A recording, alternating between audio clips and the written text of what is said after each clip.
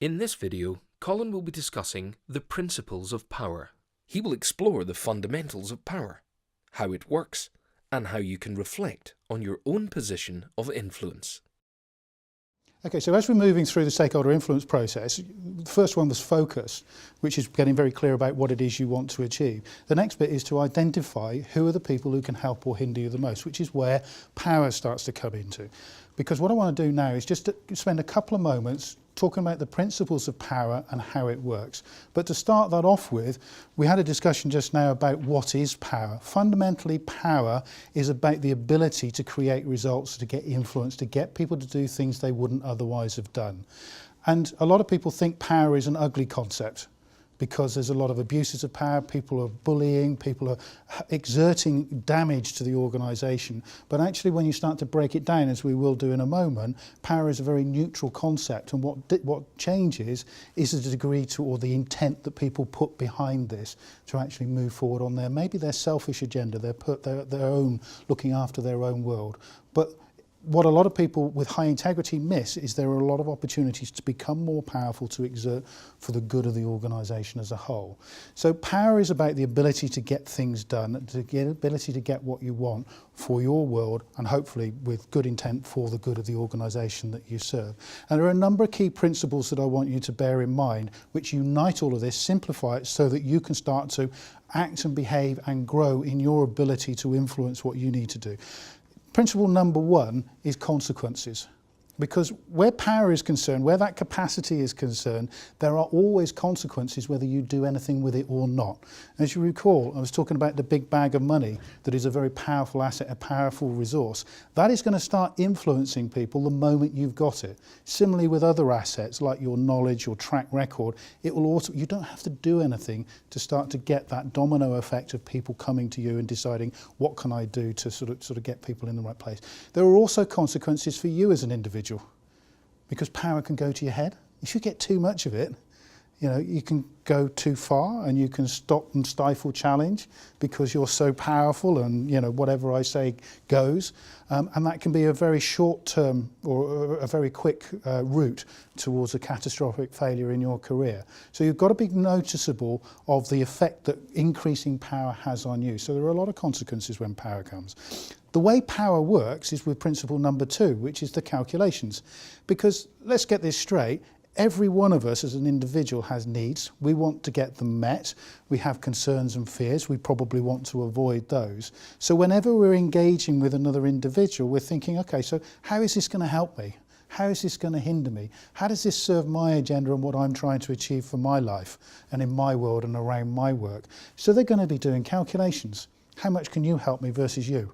So we're starting to compare, and when agendas are conflicting and people have got choices because they are feeling themselves as being reasonably powerful, and there are two other powerful people vying for their attention and to influence them, they're going to be deciding and making calculations about, okay, so who should I side with? Who should I spend my time? Because I've only got a finite amount of time. So you need to be aware of that, because it then signals the activity that you've got to really get inside their head, the person that you want to influence, the stakeholder you want to get on side. What calculations might they be making so that they get the consequences that they want coming through in their world and in their work? And then we move to principle number three, which is probably the most interesting as far as I'm concerned, because this is about supply and demand. Power works based on the simple economics of, if you've got something that everybody else wants, they'll fall at your feet to try and get it. Okay, if they're desperate for it, they can only get it from you. You will be in a very powerful position. If you've got something that is exactly the same as everybody else, they've got a lot more choices. That doesn't give you any advantage. And it is not so that you can get an unfair advantage, but just so that you are more able to do what you need to do. So with any target group, there could be variations in what the demand is. Depending on the challenges that they face, the problems that they've got, the needs that they've got as individuals and as a group. Look back at what you've got. What is it that you've got that is of value to them that they could actually make benefit of? And then you can start to see that and start to brush that up, bolster that, position that a little bit more prominently in the negotiations or in the meeting that you're in, so that they can start to see, okay, you've got something that I want. Okay, well, I'm going to be a bit more amenable to this sort of decision or this line of debate. So because you've got something that I want. So they're going back and starting to make calculations because you've got the supply and they've got the demand. So it's matching those two together that is really, really important. The next point, principle number 4, is perception and reality. Because as we were talking about earlier on, some people have got a great title, which makes them really powerful, but in reality, the masses don't feel that. They don't feel that they need that executive, or that they're particularly troubled by that executive or director because their position is, not as powerful as they think it is. So the director will keep shouting and saying, this is what I want to have happen, and they'll be saying, yeah, but so what? They're not worried. They're making calculations. They've got what they want. They're making the calculations that, so what? Bring it on. It's not going to affect me, and I can carry on doing what I want to do, right? And so people can feel, the perception and reality can work two ways. People can feel they're more powerful than they actually are, so you get this resistance, it not working the way you want it to work. Or people can actually feel less powerful than they really are. And so the gap can go the other way. And this is a travesty in many respects, because if people feel less powerful than they actually are, they're missing a great deal of opportunity. Usually these are the people with high integrity and good morals and good ethics. They want to do the best for the organisation. And because they haven't recognised the principles of power and how it works, and maybe because they haven't got together with other like-minded individuals, they haven't united their base, they haven't consolidated their power so that they can exert the influence that they want. And in an organisational setting, particularly a complex organisation, that can represent a huge opportunity. And social media, as we were talking about earlier on, has unlocked a lot of that in a lot of disparate groups and united them and brought them together. But again, it's a perception and reality gap. And certainly, if you feel empowered, if you feel powerful as an individual, you will probably be more confident in your approach. You'll be more confident in the way you talk to other people, and therefore automatically more likely to gain the influence that you want for your organisation and for your piece of work. And the final principle is, in a way, it's a little bit of a fun one. Principle number 5 is utilisation.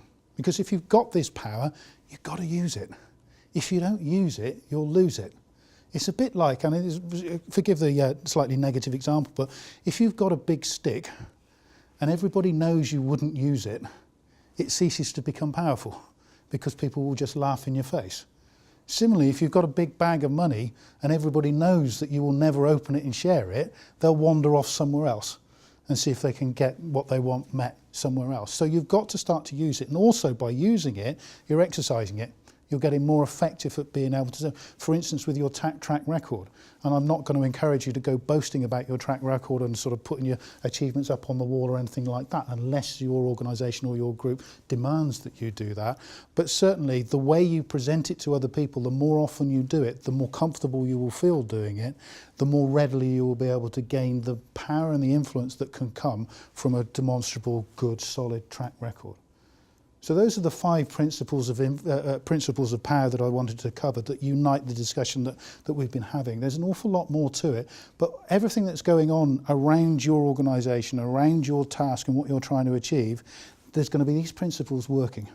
All right, and if you can simplify it down to, so with the utilisation, I've got to start exercising what I've got, because people are going to perceive whether I've got it or not. The more often I use it, we're tracking back now, the more often I use it, the more often people will feel it, automatically the stronger it will get, because then they'll realise that it's something that could be potentially very useful for them. So again, the supply and demand, we've got to burnish it, we've got to position it quite well, that they then make calculations hopefully in our favour rather than the favour of somebody else who's trying to pull them in a different direction, because ultimately, again, we're back to the first principle now, the consequences will move in our favour. And if you can understand this, this is not trying to turn you into power-hungry megalomaniacs. This is about being honest about what it is that you've got that you can supply by way of value to other people within your stakeholder group, that you can have an honest transaction and people can, on both sides, benefit, and ultimately the organisation can move forward and you can achieve your goals.